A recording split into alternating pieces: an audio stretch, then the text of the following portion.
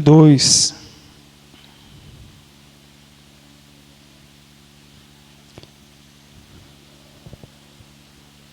Nós seremos breve hoje, né?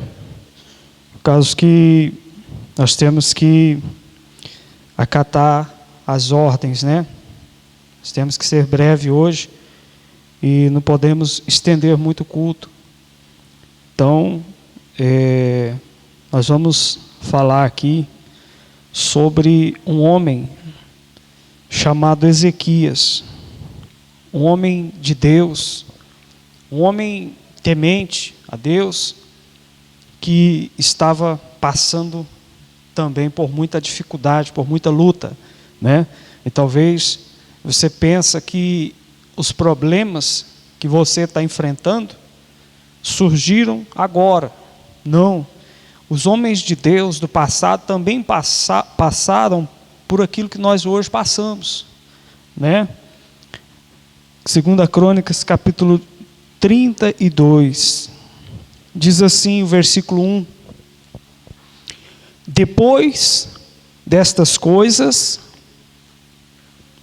e dessa fidelidade, veio Senaqueribe, rei da Síria, e entrou em Judá, e acampou-se contra as cidades fortes, e intentou separá-las para si. Vendo, pois, Ezequias que Senaqueribe vinha e que o seu rosto era de guerra contra Jerusalém, teve conselho com seus príncipes e os seus varões para que se tapasse as fontes das águas que havia fora da cidade, e eles o ajudaram. Assim muito povo se juntou e tapou todas as fontes, como também um ribeiro que se estendia pelo meio da terra. E disseram: porque viriam os reis da Síria e achariam tantas águas? E ele se fortificou e edificou todo o muro quebrado até as torres, e levantou outro muro para fora, e fortificou a Milo na cidade de Davi, e fez armas e escudo em abundância. Irmãos, esse homem, diz a Bíblia que ele organizou ali, no capítulo antes, a Bíblia fala que ele regularizou ali as turmas, os sacerdotes, os levitas, para a obra de Deus, para o trabalho da casa do Senhor. Então ele estava fazendo tudo debaixo da direção de Deus. Ezequias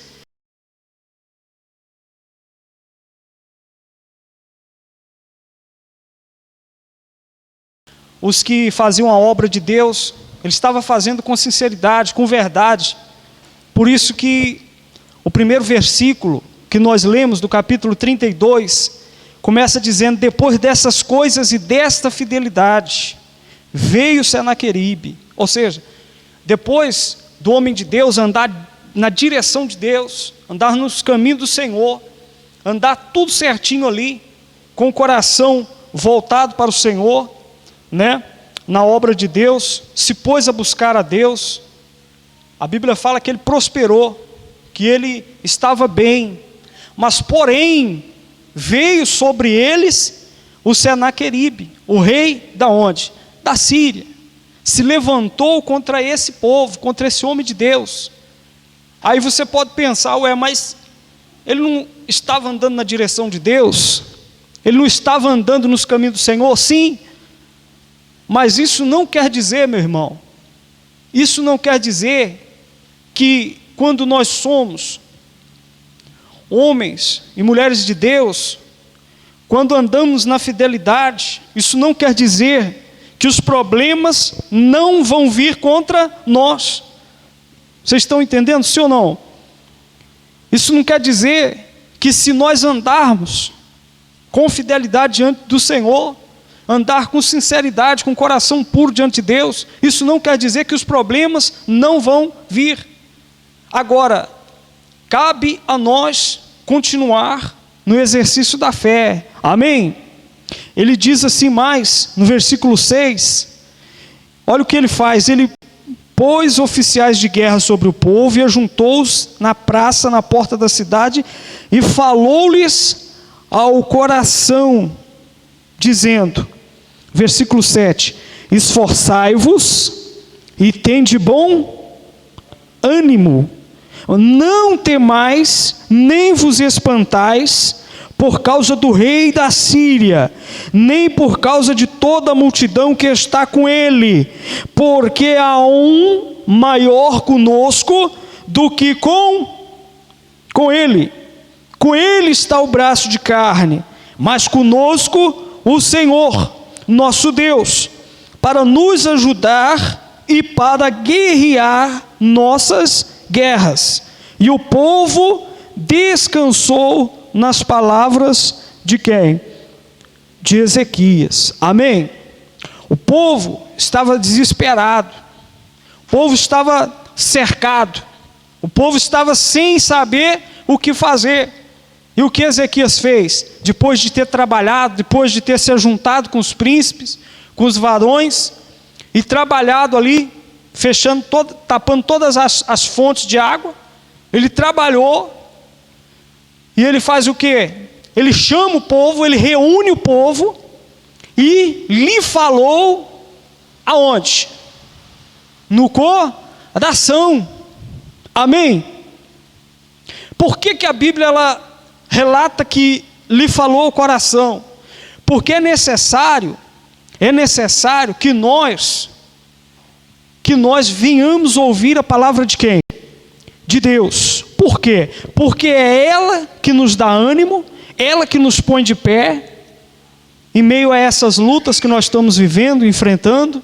Nós precisamos deixar que a palavra de Deus entre no nosso coração. Amém?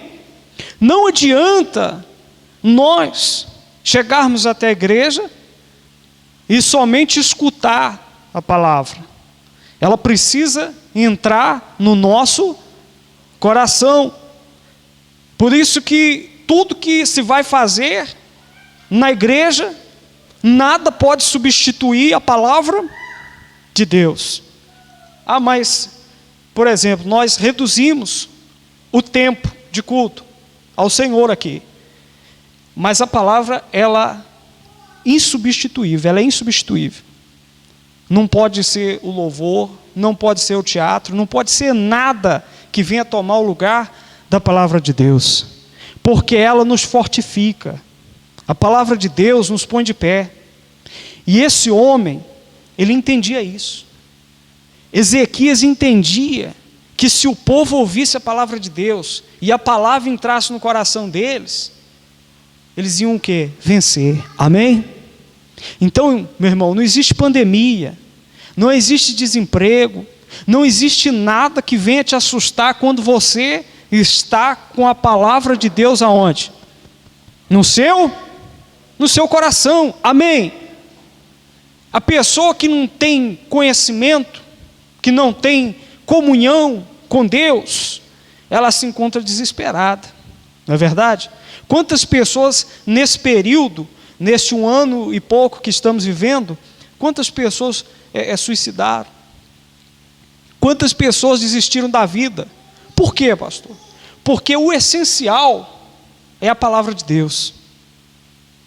Não adianta a pessoa ela ter um bom lugar para morar, uma boa conta bancária, se ela não tiver a palavra de Deus no coração dela, não vai o quê? Adiantar. Ela vai se desesperar. Vocês estão compreendendo, sim ou não? Então o povo se juntou e deixou que a palavra de Deus entrasse aonde? No coração. Então ele diz assim: esforçai-vos, tende bom ânimo, não temais, nem vos espanteis por causa do rei da Síria, e nem por causa de toda essa multidão que está com ele, porque há um conosco, porque há um maior conosco do que com ele. Amém? Você precisa entender quem que está contigo. Isso vai fazer toda uma diferença. Vai fazer toda uma diferença. Você ter a certeza de quem está contigo, né? Outro dia eu ouvi alguém falando aqui no altar sobre eu não sei se foi o pastor André que falou, ou o pastor Ricardo, sobre não diga para o teu Deus que você tem um grande problema, mas diga para o teu problema que você tem um grande Deus, não é verdade? Você precisa saber quem está contigo. Aí o Ezequias, ele diz o seguinte, ele falou assim, não precisa ficar espantado não precisa ficar com medo não, porque há um que está conosco, que é muito maior do que o que está com eles. Com eles está o braço de carne, conosco o Senhor nosso Deus, para nos ajudar, para guerrear por nós, amém? Guerrear nossas guerras, e a Bíblia fala que o povo descansou nessas palavras. O que quer dizer descansou nessas palavras? Quer dizer que eles encontraram conforto. A luta cessou? Não. A guerra parou? Não. Mas o povo estava descansado, o coração descansado em quem? Em Deus, na palavra de Deus. Eles entenderam, peraí, é verdade. Por que nós estamos ficando com medo? Se há Deus, há um Deus todo-poderoso conosco, e por que eu estou desesperado? Há pessoas que elas frequentam uma igreja, há pessoas que já estão mais de 20 anos, né, no Evangelho, mas ainda se encontra desesperada. Ela ouve uma notícia e ela já se desespera, ela sofre antecipadamente, ela não espera o resultado. Ela precisa entender que há um Deus que guerreia as guerras dela. Há um Deus que está aqui para ajudar ela. Amém? Nós precisamos entender isso aí, meu irmão. Esforçar, ter bom ânimo. Ali não quer dizer que o povo tinha que cruzar o braço. Olha, eu vou cruzar os braços e o Senhor vai guerrear a minha guerra. Não. Primeiro eles colocaram a mão na massa. Eles foram fazer aquilo que o homem de Deus determinou, na direção do Senhor. Eles foram fazer todo o trabalho, se juntaram, ouviram a palavra de Deus. Aí sim, o coração deles se animaram, o coração deles se fortaleceram. Então diz mais assim, no versículo 9, diz o seguinte: depois disso, Senaqueribe, rei da Síria, enviou seus servos a Jerusalém, a Ezequias, rei de Judá, e todo Judá que estavam em Jerusalém, dizendo: assim diz Senaqueribe, rei da Síria, em que confiais vós, que vos ficais na fortaleza em Jerusalém? Porventura não vos incita Ezequias para morreres à fome e à sede?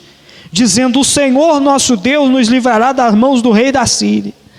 Não é Ezequias o mesmo que tirou seus altos dos altares e falou a Judá e a Jerusalém, dizendo: diante do único altar vos prostrareis e sobre ele queimareis incenso? Olha só, o Satanás, ele, se a gente for olhar na palavra de Deus, o diabo, quando ele tenta Jesus, ele tentou o Senhor Jesus, Jesus usou a palavra, e a Bíblia diz que ele foi embora e nunca mais voltou. É isso que está escrito? É isso? Não. Diz que ele fez o quê? Ele voltou. Olha só. E assim aconteceu ali. O povo estava com o coração feliz. Não é assim que acontece na nossa vida? Sim ou não? Deus nos fortalece. Aí você está com o coração descansado. Você está firme ali. Aí vem alguém tentando te tirar da paz, tirar você da fé. Sim ou não? Você ouve uma palavra. Você ouve alguém que está insistindo em te tirar da fé. Quantas vezes você recebe mensagens aí no seu celular, te desencorajando? É ou não é verdade? Pessoas que ligam e falam assim: meu irmão, não tem mais jeito. Olha, minha irmã, está difícil mesmo, nós vamos perecer, nós vamos perder. E assim estava acontecendo ali. O povo já estava confortado. Aí Satanás inventa ali e usa ali aqueles homens e diz assim, ó. Ele diz assim: vocês vão morrer de fome aí. Se vocês continuar nessa fé, vocês vão morrer de fome, vocês vão perder.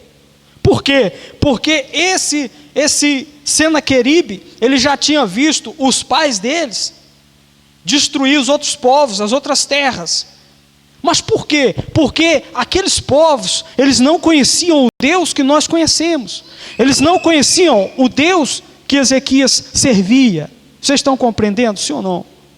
Mas aí, mais adiante, no verso 13, ele continua dizendo: não sabeis vós o que os meus pais fizemos, todos os povos da terra? Porventura puderam, qualquer maneira, os deuses das nações daquela terra livrar a sua terra e das minhas mãos? Eles começaram a comparar o Deus Todo-Poderoso com os outros deuses que haviam sido derrotados, os deuses criados por mãos humanas, que aquele povo confiava. Havia uma diferença, meu irmão, e há essa diferença. O nosso Deus é vivo, o nosso Deus, ele é poderoso, e nós precisamos entender que toda a luta que nós estamos passando, que nós estamos vivendo, não se pode comparar à grandeza do nosso Deus. Quando nós olhamos para o livro de Isaías, nós observamos a palavra de Deus dizendo que Deus, ele segura na concha das suas mãos todas as águas dos oceanos. Imagina só. Eu não sei se você já percebeu, se você já tentou pegar um copo com água e colocar na sua mão. A nossa mão não suporta nem um copo com água, de 200 ml, de 150 ml, sei lá.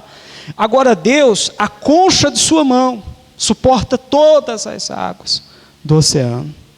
Amém? Esse é o nosso Deus. Então nós precisamos olhar para Ele, para a grandeza dEle. E diz mais, para a gente ser breve, para a gente não perder aqui, no 19 está escrito assim: e falaram do Deus de Jerusalém como deuses dos povos da terra, obra das mãos dos homens. Porém o rei Ezequias e o profeta Isaías, filho de Amós, oraram por causa disso e clamaram ao céu. Então o Senhor enviou um anjo que destruiu todos os varões valentes, os príncipes, os chefes, no arraial dos reis da Síria. E este tornou com vergonha de rosto a sua terra, e entrando na casa de seu Deus, os mesmos que descenderam dele, o mataram ali à espada. Amém, povo de Deus? Amém? Então aquele que estava desafiando, aquele que estava forte, né, aos olhos deles, eles foram derrotados. Por quê, pastor? Porque dois homens se reuniram em oração. Amém? A Bíblia fala aqui que Ezequias e o profeta Isaías, filho de Amós, oraram aonde? Ao céu. Amém? Oraram por causa disso e clamaram ao céu. Então o Senhor ouviu a oração daqueles homens. Ouviu a oração e enviou um anjo que destruiu tudo, acabou com eles. E se a gente for olhar mais, a Bíblia fala que o rei, esse rei da Síria, ele foi morto pelos filhos deles. Os dois filhos dele mataram ele. Eles foram destruídos ali. Então, você precisa olhar, fazer uma análise da sua vida. O que tem se levantado contra você? O que tem se mostrado como Senaqueribe na sua vida? O que tem se apresentado diante de ti, que tem tirado as suas forças, que tem tentado te desanimar? Você não pode parar, meu irmão. Você serve um Deus vivo, um Deus poderoso, e a oração, ela pode fazer isso. Nós não podemos parar de orar, porque Satanás quer fazer o quê? Fazer você parar de orar, porque parece que não está acontecendo. O diabo, ele fala assim: está vendo? Você está indo na igreja, está orando, você está buscando a Deus, você está sendo fiel, você está trabalhando certinho ali, mas você não tem resultado. Deus não está te abençoando. E são palavras de Senaqueribe, são palavras diabólicas, palavras que venham tentar ofuscar a glória de Deus. Então não deixe isso acontecer não, meu irmão. Você tem que ter a mesma fé, a mesma disposição do que Ezequias. Ezequias, ele diz assim: ó, eu vou me colocar em oração. Então vai ele e o profeta Isaías para a oração, e o milagre acontece. Amém? E é o que vai acontecer na nossa vida. Quem crê? Você crê? É por isso que eu falo para você, existe o problema? Existe. Existe a pandemia? Existe. Mas existe um Deus todo-poderoso que cuida de nós. Amém? Graças a Deus. Fica de pé, por favor. Nós vamos orar para a gente encerrar esse culto. E você que traz nessa noite um problema que talvez aos seus olhos é insolúvel. Você que está em casa também nos assistindo, você vai pegar essa visão, essa fé, você vai orar junto conosco agora. Amém? Você